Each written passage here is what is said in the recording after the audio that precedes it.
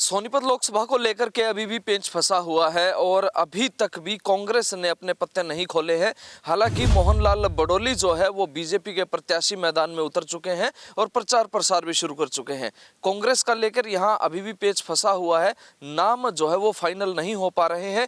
इसी बात पर आज हम चर्चा करेंगे। नमस्कार, मैं हूँ आपके साथ अरुण कुमार और मेरे साथ मौजूद है खरी खरी न्यूज से कुलदीप शुरान जी। सर, बड़ी बात है, सोनीपत को लेकर अभी भी मंथन है और अभी भी जो है वो कभी कोई नाम आउट हो जाता है, कभी इन हो जाता है। किस तरह के समीकरण रहने वाले हैं और क्या कुछ देख रहे हो ना। अब कांग्रेस के लिए समस्या ये है कि अब बीजेपी को हराने के लिए अब वो रमेश कौशिक की नेगेटिविटी के भरोसे नहीं रह सकती है। उनकी टिकट कट चुकी है और मोहनलाल बडोली मैदान में आ चुके हैं। अब कांग्रेस के लिए सबसे बड़ी चुनौती है कि वो ऐसे कौन से चेहरे पर दाव लगाने का काम करें जो बीजेपी से ये सीट छीनने का काम कर सके।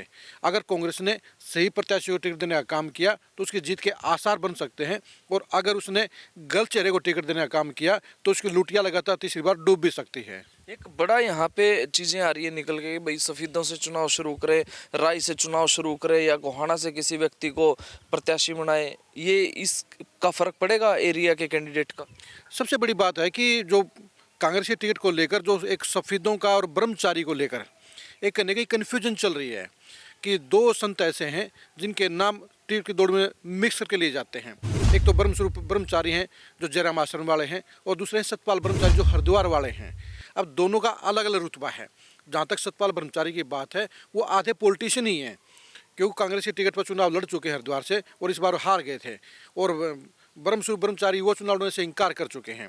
तो अगर वहाँ से अगर कांग्रेस ये सोचकर कि ब्राह्मण को टिकट देंगे तो उसके हिसाब से उठ सकती है, तो वो सतपाल ब्रह्मचारी का रुतबा मुझे नज़र नहीं आया है जिसके बलबूते पर कांग्रेस वहाँ जीत का सपना देख सके कुछ। क्योंकि जो जीत ये तीनों सीटें हैं वहाँ निश्चित तौर पर वहाँ पे बीजेपी को बड़ी लीड मिलती है, और तीनों सीटों के कारण ही भूपेंद्र हुड्डा चुनाव भी हारे थे।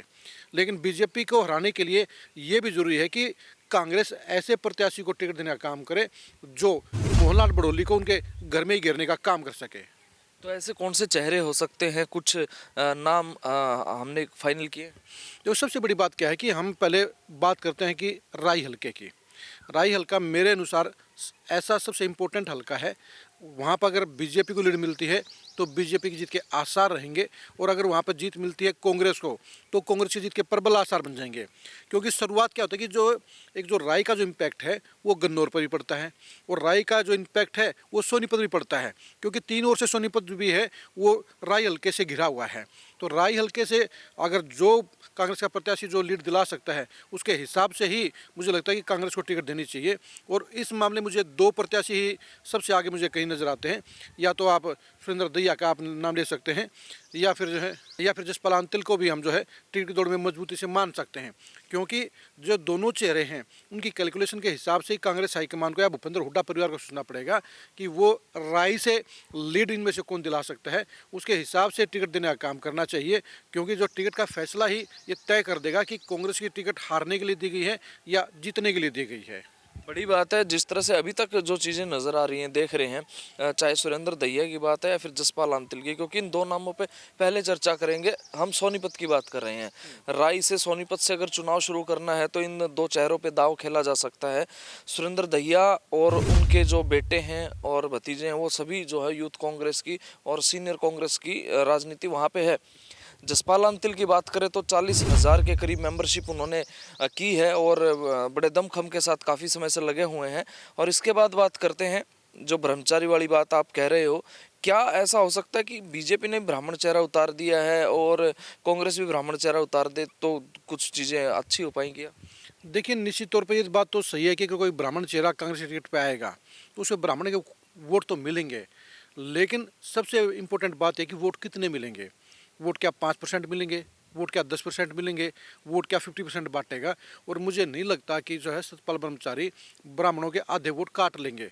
ये सिर्फ सफ़ेदों का होना ही मेरे हिसाब से वो क्राइटेरिया नहीं है, क्योंकि हल्के के गांव के जो समीकरण जो पहले हुआ करते थे अब वो बदल गए हैं।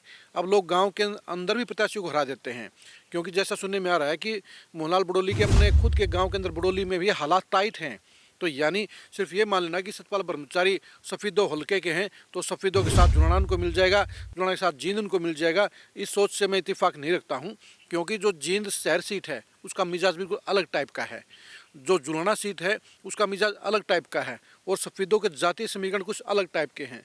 तो उसके हिसाब से मुझे लगता है कि सतपाल ब्रह्मचारी को भी कैंडिडेट बनाने का कांग्रेस को फायदा होगा। उस कंडीशन में क्या हो सकता है, उस कंडीशन में अभय चौटाला या जेजेपी के जो जाट कैंडिडेट होंगे उनके साथ में जितने ब्राह्मण कांग्रेस लेगी उससे ज़्यादा जो जाट वोट कहीं ना कहीं खिंच सके, अगर कांग्रेस से छिटक गया तो वो नुकसान भी हो सकता है। बिल्कुल कहीं ना कहीं आईएनएलडी और जेजेपी का जो जाट अगर वहाँ पे उम्मीदवार उतरेगा तो वो एक तरह से खेल बिगाड़ सकता है। बिल्कुल खेल बिगड़ सकता है, क्योंकि देखिए कांग्रेस का फोकस क्या है कि आज की तारीख में जाट वोटर सबसे ज़्यादा भूपेंद्र हुड्डा परिवार के साथ में है और सोनीपत को जाट सीट माना जाता है।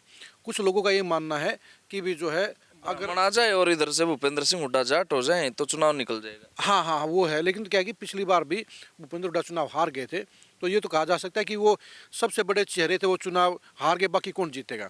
देखिए कि आप रोहतक का एग्जाम्पल लीजिए। रोहतक के अंदर क्या था कि देवीलाल को भूपेंद्र हुड्डा ने 3 बार हराया, लेकिन उन्हीं भूपेंद्र हुड्डा को इनेलो के एक छोटे से सिपाही इंदर सिंह ने धूलचरा ने काम कर दिया था। तो ये कोई पक्की बात नहीं है कि अगर जो है सुरेंद्र दैया या जसपाल अंतिल को टिकट मिलती है तो वो मोहनलाल बड़ौली को चुनाव ना हरा दें। संभावनाएं हर जगह मौजूद होती हैं, क्या कि हर नेता का प्रभाव होता है, हर नेता का जो है एक जनाधार होता है और फिर उसका हल्के का और उसके इलाके का जो मूवमेंट उसके साथ में होता है वही तय करता है कि इलेक्शन बनेगा या बिगड़ेगा। बड़ी बात है जिस तरह से देखा आपने कि किस तरह से उम्मीदवारों को लेकर के हमने चर्चा की कि कौन सा उम्मीदवार कहाँ फिट हो सकता है, किस तरह से कांटे का मुकाबला रह सकता है। लेकिन इन सबके बीच में बड़ी बात यह है कि अगर ये परसेप्शन क्रिएट होती है कि हम सफ़ेदों से चुनाव शुरू करें या राई से चुनाव शुरू करें, तो देखिए सोनीपत लोकसभा का अगर हम जिक्र करें, पहले भी ऐसा हुआ है, हर बार जो है यहाँ से लहर चलती है और वो लहर जाकर कहीं ना कहीं जींद तक जाकर के वो थोड़ी सी कम हो जाती है। आज भी वही हालात है, कहीं ऐसा कोई बड़ा एक जादू नहीं होने वाला है कि वहाँ से कोई उम्मीदवार आएगा तो वो बहुत बड़ी लहर के साथ वहाँ पे आएगा। कांटे की टक्कर है, सोच समझ कर दी गई टिकट वो ज़रूर यहाँ से निकल सकती है। और जिस तरह से कयास भी लगाए जा रहे हैं, सर्वे में भी आया है, रोहतक लोकसभा के साथ सोनीपत दूसरी वो बड़ी सीट है जहाँ पर कांग्रेस के आसार नज़र आ रहे हैं।